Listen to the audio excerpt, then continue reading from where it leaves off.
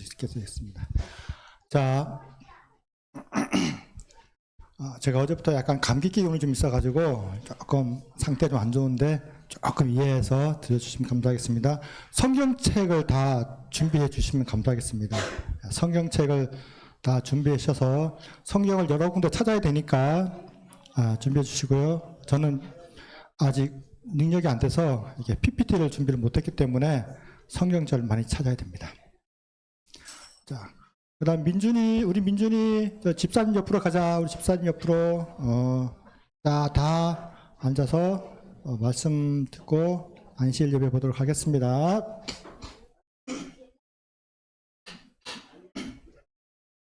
자, 요한복음 3장을 보도록 하겠습니다.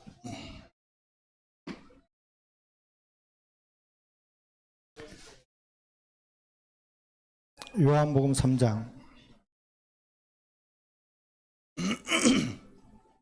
우리가 잘 아는 니고데모라는 사람이 있었는데 이 니고데모가 예수님을 밤에 찾아옵니다. 니고데모와 예수님의 대화가 이 요한복음 3장에 있습니다. 미리 먼저 말씀을 드리면 니고데모가 영생에 관해서 묻습니다. 그 영생에 관한 게 묻는데 그에 대한 대답이 이제 예수님의 대답이고 그 얘기가 이제 요한복음 3장에 나와 있습니다. 제가 한번 읽어보겠습니다. 2절부터 니고데모 그가 밤에 예수께 와서 이르되 랍비여 우리가 당신은 하나님께로부터 오신 선생인 줄 아나이다. 하나님이 함께 하시지 아니하시면 당신이 행하시는 이 표적 이적을 아무도 할 수 없음이니이다 라고 하면서 얘기가 시작이 됩니다. 참고로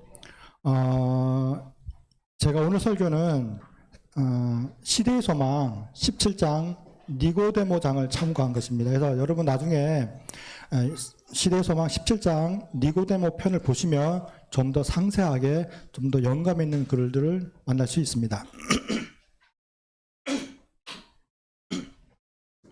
그래서 지금 니고데모가 와서 선생이여 당신이 표적을 행하는 것 보니 당신은 보통 사람이 아닌 것 같습니다 라는 얘기를 합니다. 근데 실은 그 마음속에 뭐가 있냐면 당신이 보통 사람이랑 다를 게 없어. 그냥 보니까 이적을 좀 해가네. 그러면서 이제 별거 아닌 마음으로 그가 찾아왔어요. 근데 예수님이 그의 마음을 아셨어요. 아시고 어떻게 하냐면 야 네가 표적을 행하는 것만으로 내가 나한테 랍비 선생이라고 그러는데 네가 나한테 영생을 나한테 와서 묻는데 야 이게 표적뿐만 아니라 우리가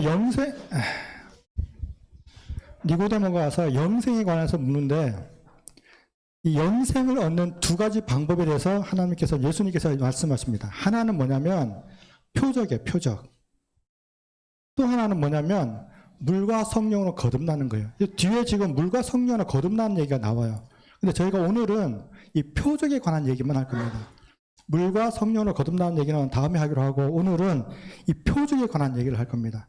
니고데모가 와서 랍비여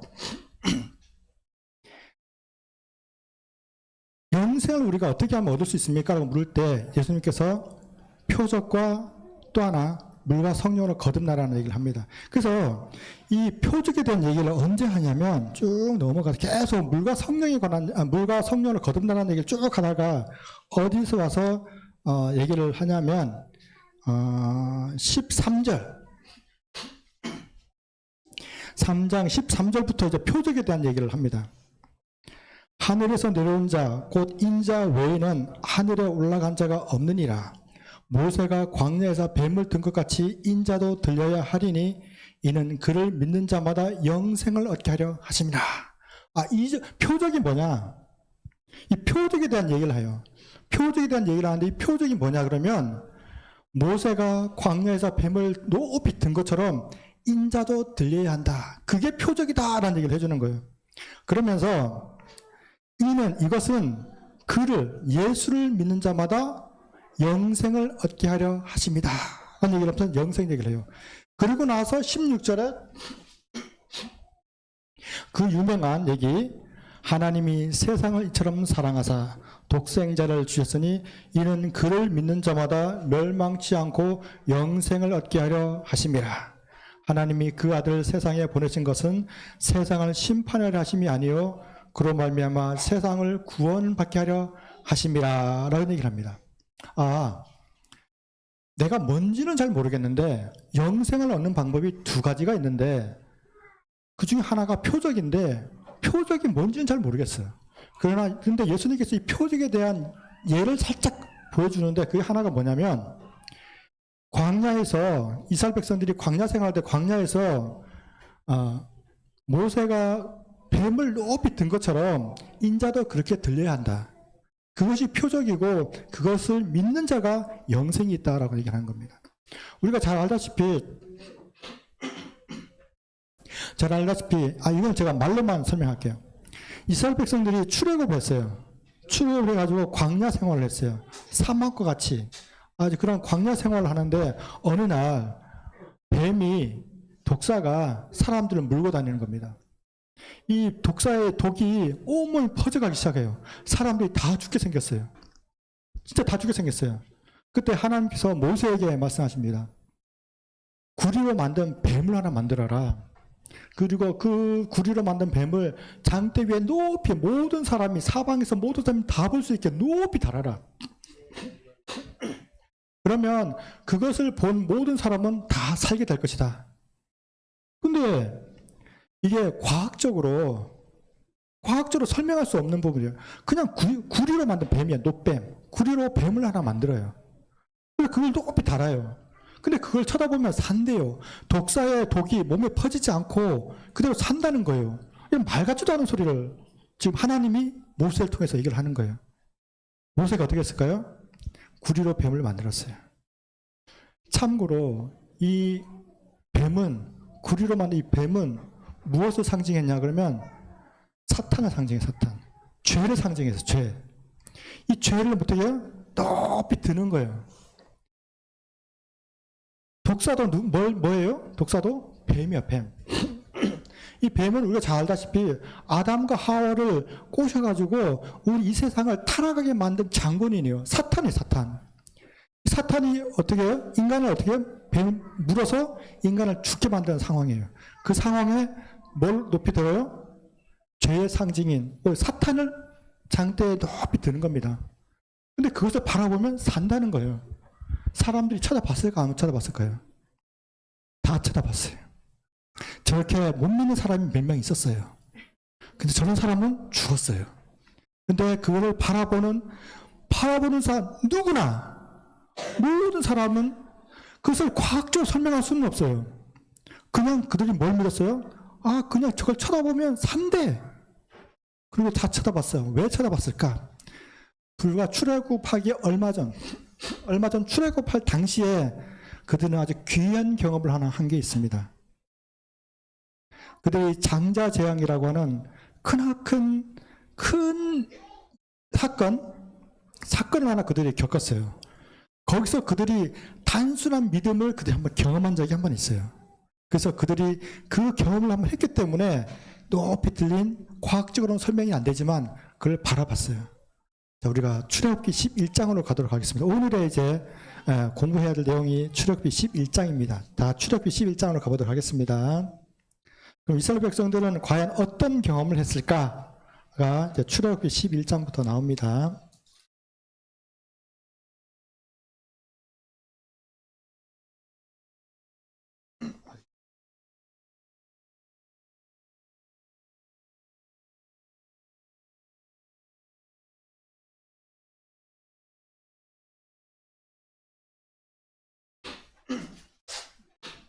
죄송합니다. 제가 코도 별로 안 좋은데 좀 감기 기운이 있어가지고 제가 이 출애굽기 11장을 말씀드리기 전에 배경을 잠깐 설명하도록 하겠습니다.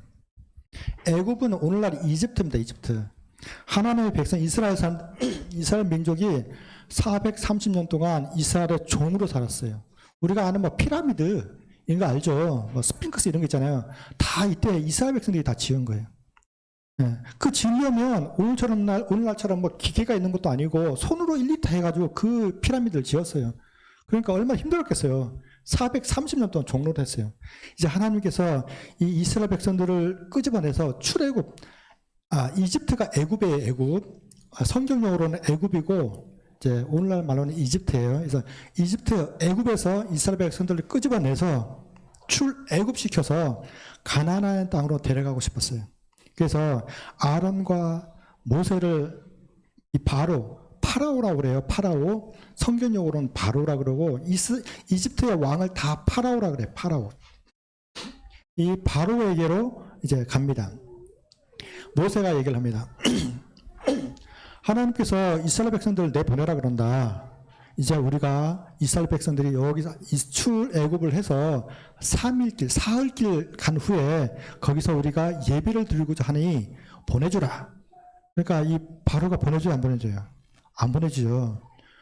여호와가 누구간데 내가 너희를 보내겠느냐? 라는 말을 합니다. 그래서 하나님께서 그러면 나 여호와가 누군지 너희로 알게 하겠다 하면서 그때부터 재앙을 내리기 시작합니다. 이집트는, 애굽은 다 신이에요, 다 신. 모든 게 다 신이에요. 개구리가 그들의 신이에요. 그러니까 하나님께서 재앙을 내리는데 온 사방팔방에 다 개구리를 보내는 거예요. 이 교회가 없어. 다 개구리예요. 잠자고 싶어. 잠자고 누웠는데 개구리가 바글바글 하는 거예요. 밥 먹으려고 밥상을 폈는데 밥상에 개구리가 와르르 막 깨글깨글 돌아다니는 거예요. 개구리가 징그러워. 그렇죠?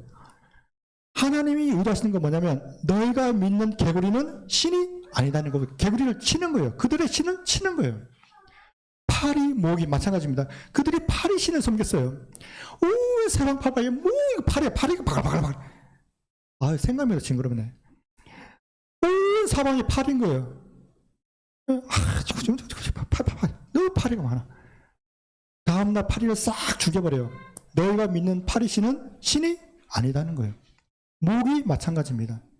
그들이 제일 많이 믿는 신이 태양신이에요. 태양신. 태양을 어떻게 해요? 태양을 깜깜하게 만들어버려요. 온 세상이 깜깜하게 암흑천주를 만들어버려요. 너희가 믿는 태양신은 신이 아니라는 거예요. 그러면서 나 여호와가 진정한 신이라는 것을 애굽 백성들에게 가르칩니다. 그런데 그 재앙들은 이집트, 애굽 백성들에게는 재앙이 내리는데 하나님을 믿는 이스라엘 백성들에게는 재앙이 내리지 않았어요. 이제 마지막 10번째 재앙이 내립니다. 마지막 재앙입니다. 여기 한번 보세요. 4절, 11장, 출애굽기 11장 4절.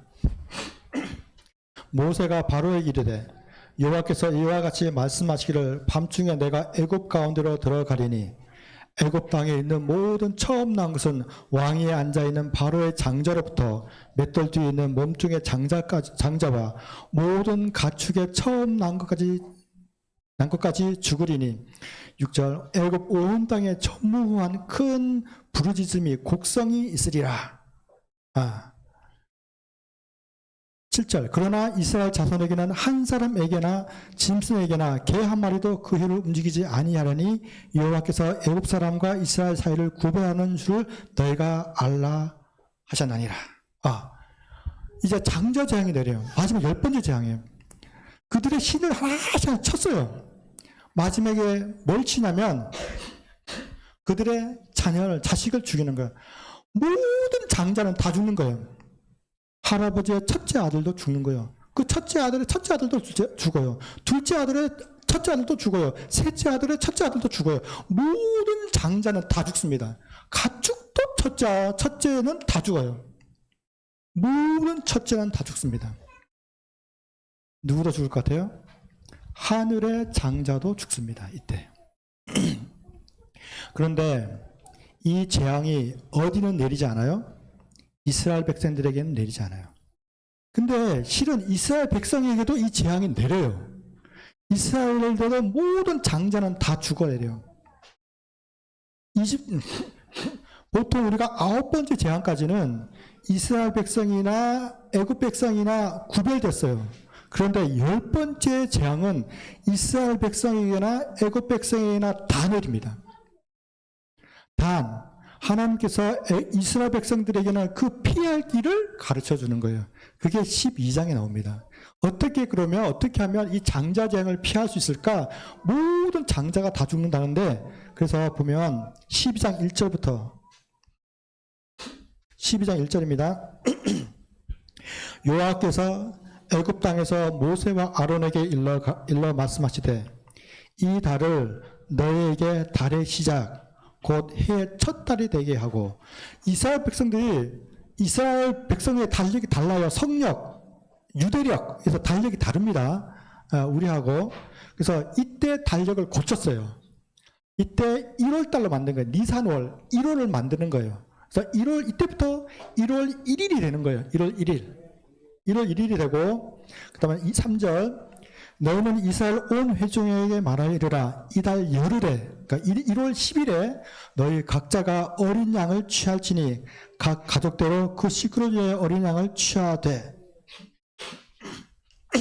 5절 너희 어린 양은 흠없고 1년 된 수컷으로 하되 양이나 염소 중에서 취하고. 6절 이달 열 나흘까지 14일까지 간직하였다가 해질 때에 이스라엘 회중이 그 양을 잡고 그 피를 양을 먹을 집 좌우 문설주와 임방에 바르고, 이렇게 되어 있어요. 하나님께서 장자재앙을 내리는데 장자재앙은 다 내렸어요. 다른 재앙과 다르게 다 내렸어요. 모든 장자는 다 죽는 재앙이에요. 그런데 이스라엘 백성들에게 이 장자재앙을 피할 수 있는 방법 하나 알려주는데, 자, 이제부터 달력을 바꾸자. 지금부터 1월 달로 하자. 지금부터 1월 1일 하는데 1월 10일 날 너희가 양을 한 마리씩 택해라. 이스라엘 백성들은 양을, 우리도 알다시피 방목했어요. 이스라엘은 이 기후는 우리나라하고 좀 비슷해요. 그래서 양을 방목해서 키우는데 딱 보다가 저 양이 괜찮네 하고 1월 10일 날 양을 한 마리 택합니다. 양을 하나 택하라는 거예요. 그 양은 1년 된 수컷, 흠없는, 완전한, 점도 없고 흠없는 양 한 마리를 택하라는 겁니다. 그리고 그 양을, 다른 양들은 그대로 방목하고 우리가 택한 그 양은 집에 갔다가 집에서 데리고 있으라는 거예요. 이 양은 방목하지 않아요. 다른 양은 그대로 방목을 하는데 택함 받은 그 양은 집에 다 두는 겁니다. 간직하는 거예요. 그리고 1월 14일까지 집에다가 놔두는 거예요. 그리고 1월 14일 날 이 양을 잡는 거예요. 근데 언제 잡느냐 그러면 한국 성경에는 해질녘이라고 되어 있지만 실은 영어 성경에는 between two evenings, 그래서 두 저녁 사이에 이 양을 잡으라고 되어 있어요. 두 저녁 사이가 뭐지? 이스라엘은 저녁이 두 개가 있었어요. 예를 들면 우리가 뭐 아침 6시에 해가 떠서 저녁 6시에 해가 진다고 치면 해가 이거 쭉 올라오잖아요. 그렇죠? 12시쯤 되면 해가 내려가기 시작하잖아요. 그렇죠? 해가 최고점에 올랐다가 떨어지기 시작하면 한 12시쯤을 사람들은 첫 번째 저녁이라고 불렀어요. 해가 내려가기 시작할 때 저녁이 시작이 되네. 첫 번째 저녁. 그리고 해가 6시쯤에 해가 서선 넘어 해가 뚝 떨어지면 완전히 돼서 두 번째 저녁이라고 불렀어요. 이 첫 번째 저녁과 두 번째 저녁 사이에, 그러니까 오후 3시, 12시와 6시니까 오후 3시에 이 양을 잡으라는 겁니다. 그리고 그 피를 가져다가 어떻게 하냐 그러면 나중에 양을 먹을 건데 그 양을 먹을 집 앞 대문에, 앞문에 집 좌우 설주에 피를 바르고 그리고 임방에 피를 바르라는 거예요.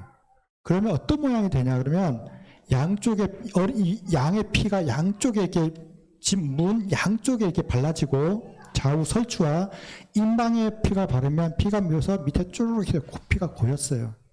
바로 4개의 어린 양의 피가 자국이 딱 남습니다. 이거는 우리가 지금 딱 들으면 예수님의 십자가 모습하고 비슷하네? 라고 생각했지만 그 당시에는 6월절이라는 게 없었어요. 처음 6월절이 생기는 날이에요. 이스라엘 백성들이 이게 지금 뭘 상징하는지 알았을까요? 몰랐어요.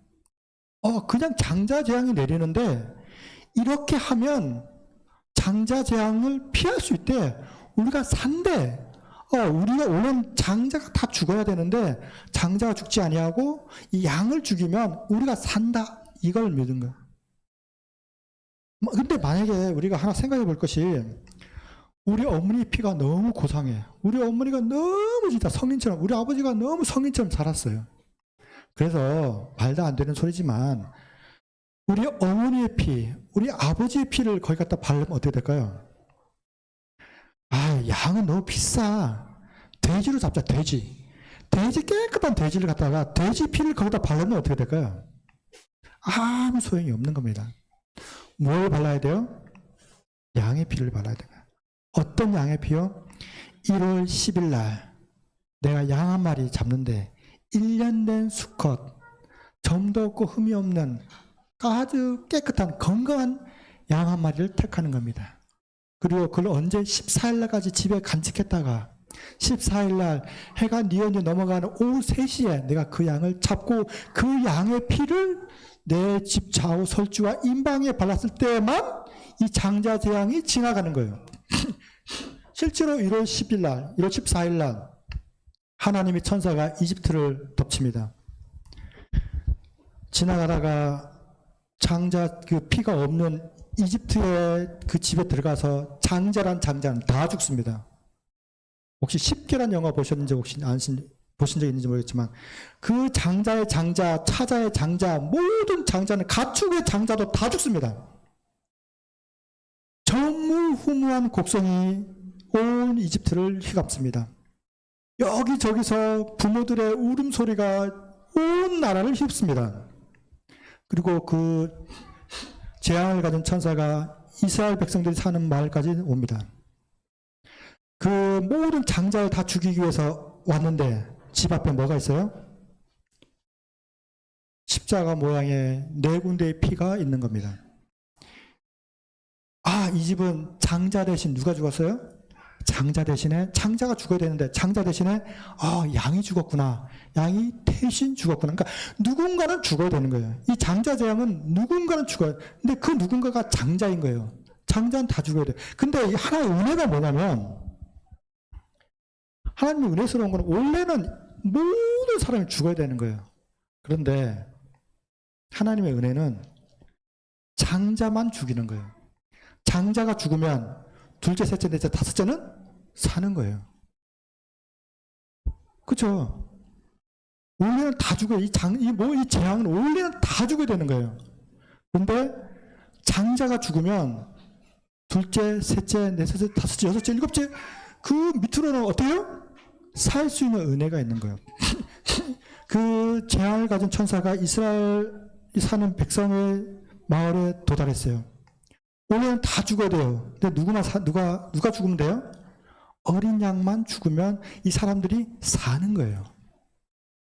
예수님이 그 6월절이, 그다음부터 왜 6월절이냐 그러면 이게 지나간다.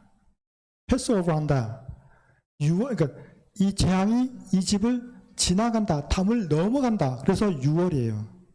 그래서 그것을 절기로 해서 6월절이 이때 생긴 거예요. 매해마다 이스라엘 백성들이 이 날을 기념해서 6월절을 해마다 지켰어요. 해마다 지키다가 실제 예수님 당시에도 그 6월절을 지키다가 딱 1월 10일 날 예수님이 택함을 받습니다. 실제 그 예수님이 그 어린 양이 되는 거예요.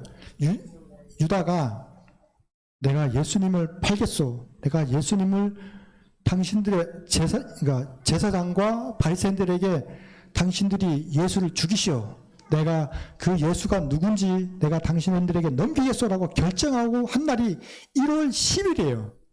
유대력으로. 니산월 1월 10일 날 화요일 날 유다가 이 제사장과 바리새인들을 찾아가서 예수님을 넘깁니다. 그날이 1월 10일이에요. 예수님이 평상시에는 전국을 돌아다니면서 말씀과 이적들을 행했어요. 근데 1월 10일 이 이후부터는 예수님이 돌아다니지 않습니다. 예루살렘 성전에만 계십니다. 잠만 가까운 곳에 베다니에 가서 잠만 자고 일찍 다시 예루살렘에 와서 예루살렘을 떠나지 아니하고 1월 14일까지 1월 10일부터 1월 14일까지 예수님께서 이 예루살렘에서만 머무십니다. 양이 1년 된 수컷이 제일 건강해요. 사람은 30대 때가 제일 건강합니다. 예수님 나이가 33살 수컷이었어요. 수컷? 남자였습니다. 남자였어요. 제일 건강한 나이. 33살에. 이 양을 해길 때 잡습니다. 예수님이 십자가에 아침 9시에 달리셔서 오후 3시, 두 저녁 사이에 오후 3시에 십자가에서 돌아가십니다. 그리고 그 집 좌우 설주와 임방에 피를 발랐던 것처럼 예수님이 좌우 손에 그리고 머리에 발에 피를 흘리시는 돌아가시네요. 이 6월절이 1월 10일부터 1월 14일까지 그렇게 매해 해둔 그것대로 어떻게 하냐면 예수님도 그대로 그 6월절 그 모양 그대로 그렇게 십자가에 돌아가셔서 그 6월절이 바로 예수 그리스도라는 것을 알았어요. 이 장면을 누가 보냐면 니고데모가 바라봤어요. 니고데모가. 혹 이런 사람은 이럴 수도 있어요. 아니 그날에 1월 14일에 골고다 언덕에 십자가에 달린 사람이 예수님만 달린 게 아니잖아. 3명이나 있었잖아. 그럼 그 사람이 꼭 예수라는 증거가 있어? 우리가 출애굽기 12장 46절을 한번 보도록 하겠습니다. 출애굽기 12장 46절. 40절. 한 집에서 먹되 고기입니다. 그 양 고기를 조금도 집 밖으로 내지 말고 뼈도 꺾지 말지며. 보통 때 양을 잡을 때는 어떻게 해요? 다 뼈 부숴버리죠. 이게 살도 고르기 편하고. 그런데 6월절 양, 이 6월절 예식을 하는 이 양만큼은 뼈를 꺾지 말라는 겁니다. 요한복음 19장을 가보도록 하겠습니다. 요한복음 19장.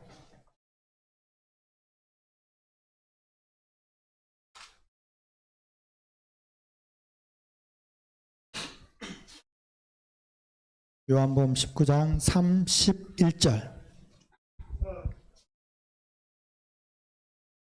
이날은 준비일이라 예비일이라 유대인들은 그 안식일이 큰 날이므로 그 안식일에 시체들을 십자가에 두지 아니하려 하여 빌라도에게 그들의 다리를 꺾어 시체를 치워달라 하니 군인들이 가서 예수와 함께 못 박힌 첫째 사람과 또 그 다른 사람의 다리를 꺾고 예수께 이르러서는 이미 죽으신 것을 보고 다리를 꺾지 아니하고 그중 한 군인이 창으로 옆구리를 찌르니 곧 피와 물이 나오더라.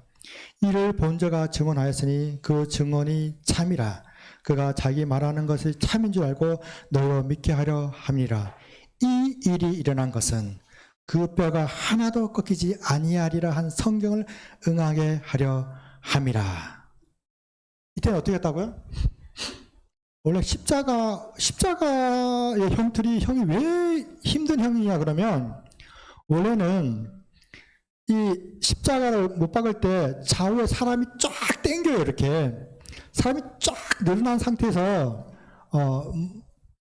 못을 박는데 우리 뭐 손에 박았다는 말도 있고 요게 요 사이에 이게 손목에 박았다는 말인데 손목에 박았다는 것이 조금 더 실효성이 있어요. 왜냐 그러면 쫙 잡아당기고서 손에다 못을 박으면 이게 손이 이게 뼈가 없어서 이렇게 찢어져요.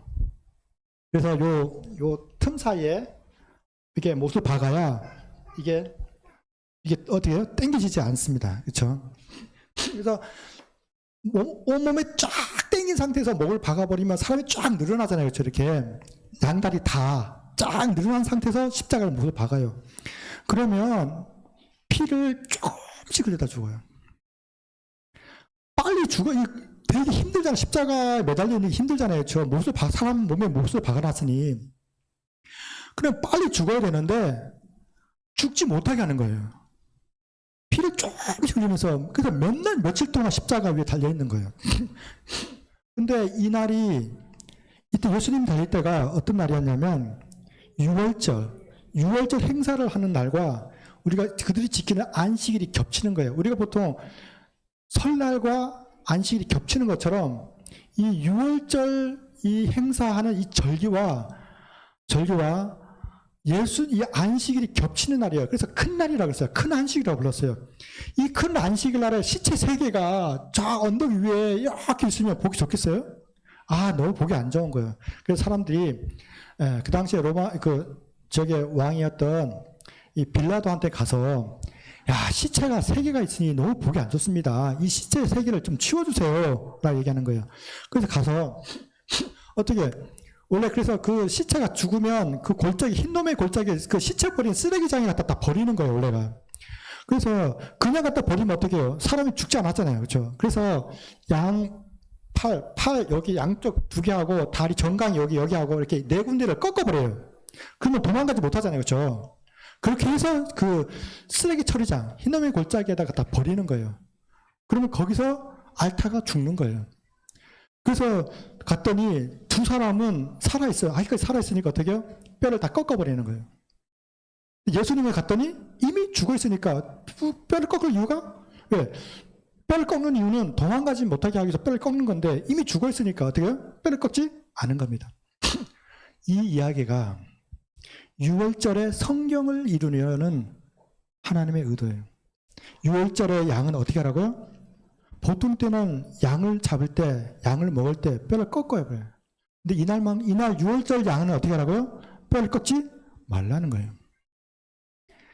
이 이야기를 지금 요한복음 3장과 요한복음 19장의 이 이야기는 요한복음에만 있습니다. 니고데모 이야기는 누구만 아냐면 예수님과 니고데모만 알아요. 그렇죠? 19장은 사람들이 봤으니까 알 수 있는데 니고데모가 이 이야기를 니고데모 3장과 19장의 이야기를 요한에게 해줍니다. 나중에. 그래서 요한이 요한복음에 이 이야기를 기록을 하는 거예요. 요한복음 3장에 니고데모가 예수님을 찾아갔어요. 좀 까놓고 얘기해서 약간 건방진 마음으로 찾아가며 네가 랍비라며 선생이라며 네가 표적을 행한다며 영생 어떻게 하면 얻어? 나한테 얘기 좀 해봐. 너의 이야기를 내가 한번 들어볼게. 약간 못 믿어온 마음으로 좀 약간 건방진 마음으로 그가 찾아갑니다. 예수께서 그의 마음을 아시는 거예요. 내가 너에게 영생 얻는 길을 2가지를 줄 텐데 하나는 표적을 네가 봐야 되고 또 하나는 물과 성령으로 거듭나야 돼. 표적은 마치 모세가 광야에서 뱀을 든 것처럼 인자도 그렇게 들려야 할 거야. 이를 믿는 모든 자가 다 영생을 얻게 될 거야. 하나님이 세상을 이처럼 사랑하사 독생자를 주셨으니 이는 저를 믿는 자마다 멸망치 아니하고 영생을 얻게 하려 하심이라 라는 얘기가 그 다음에 나오는 거예요. 그래서 요한복음 3장 33절 요한복음이 다 끝나가는 그 마지막 쯤에 예수님이 이런 얘기를 합니다. 이를 믿는 자는 이것을 믿는 자는 하나님이 인쳤다라는 표현을 합니다. 그리고 그 다음 절에 그런 하나님께 인친 자들에게 하나님께서 성령을 넉넉하게 충만하게 그들에게 부어주실 것이다 라는 얘기를 하고 요한복음 3장이 마칩니다. 가끔 저는 믿음이 뭐야? 믿음이 뭐지? 라는 생각을 해볼 때가 있었어요. 가끔 우리가 지나다 보면 그런 거 보잖아요. 예수 믿고 구원 얻으세요. 예수 믿는 게 뭐야? 예수를 믿으라는 게 뭐지? 잘 모르겠어요, 솔직히. 믿음이 뭐지? 예수를 믿는다는 게 뭐지? 잘 모르겠어요. 제 선에서, 제가 아는 선에서 믿음을 설명하자면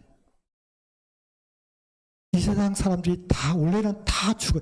이스라엘 장자 재앙이 10번째 장자 재앙이 이럴 때 실은 다 죽어야 되는데 누구만 죽으면 돼요? 장자만 죽으면 돼요. 장자 대신에 어린 양만 죽으면 돼요. 이 세상 사람들이 실은 다 죽어야 돼요. 그런데 누구만 죽으면 돼요? 장자만 죽는 거예요. 원래 이 세상의 장자는 누구냐면 이 땅의 장자는 아담이에요. 아담. 근데 아담은 오실자의 표상이라 그랬어요. 그러니까 아담은 표상이고 실체는 누구냐면 예수님이에요. 예수님이 실체고 실제로 이 세상의 장자는 예수님인 거예요. 예수님이 누구로 대신 죽어요? 이 세상의 장자로서 죽는 겁니다. 그러면 장자가 죽음으로 둘째, 셋째, 넷째, 다섯째는 어떻게 해요? 사는 거예요. 우리는 몇째예요? 대수를 해보면 한 250대. 예? 예를 들어 한 2500대? 모르겠어요.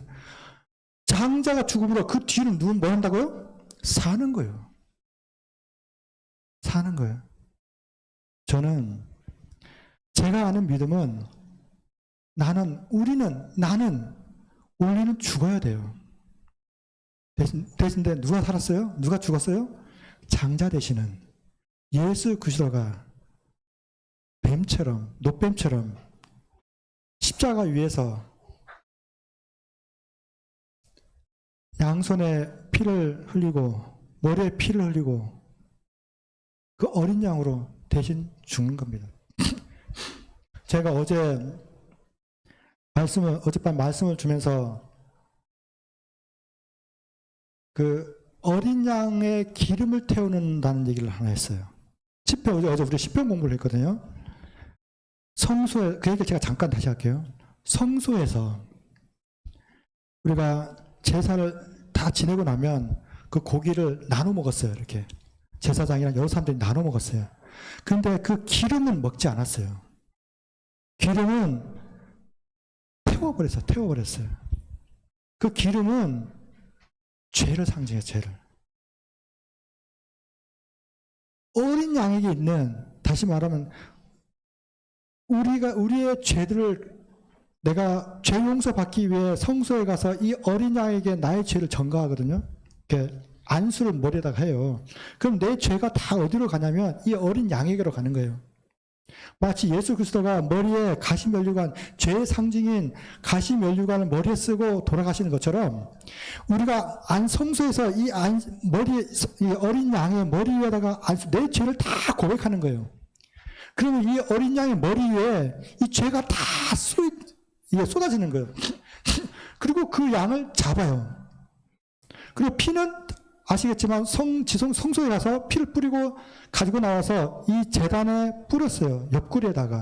옆에다 뿌렸어요. 예수 그리스도의 옆구리에서 나오는 피를 상징했어요. 그 옆에다 뿌렸어요. 그리고 이 단에 있으면 단 4군데다가 이렇게 피를 발랐어요. 예수 그리스도의 십자가에서 흐리는 4군데의 피를 상징했어요. 그리고 그 단에 이렇게 각도고 다 했지만 생략하고 기름을 태웠어요. 이 기름은 우리가 이 양에게 전가한 모든 잿덩어리예요. 잿덩어리를 태웠어요. 그 연기는 어디로 가냐면 하나님께로 갔어요. 하나님은 그 모든 죄악의 연기를 마셨어요. 흠양했어요. 우리의 모든 죄는 다 어디로 가요? 하나님께로 갑니다. 하나님이 얘들아 너희는 깨끗해져라. 모든 죄는 다 내게 주라. 너희들의 모든 죄는 다 내게 주라. 내가 어린 양이 되어서 십자가에서 내가 장자로서 내가 죽으마. 대신 너희는 살라. 제가 믿는 믿음은 장자 되신 예수 그리스도가 우리를 위해 돌아가셨고 내가 그 사실을 믿으면 단순하게 이스라엘 백성들이 단순하게 그 믿음을 믿고 피를 뿌리고 노뱀을 바라봤던 것처럼 단순하게 믿는 그 자체, 그것이 바로 믿음이라고 생각합니다. 우리 사랑하는 성도 여러분, 믿음 별거 없습니다. 거창할 것 같죠? 없습니다. 단순히 그 사실을 믿는 모든 자에게 영생이 있고 독생자가 그래서 이 땅에 왔고 우리는 그를 믿음으로 모든 사람이 구원 얻을 것입니다. 우리 사랑하는 성도 여러분, 또 방송을 보고 계시는 우리 모든 성도 여러분, 예수 그리스도를 믿음으로 모두 영생에 이르는 귀한 경험, 그리고 하늘에서 다시 만나는 그런 귀한 성도들이 되기를 바라며 말씀을 마치도록 하겠습니다. 헌금 봉헌하도록 하겠습니다.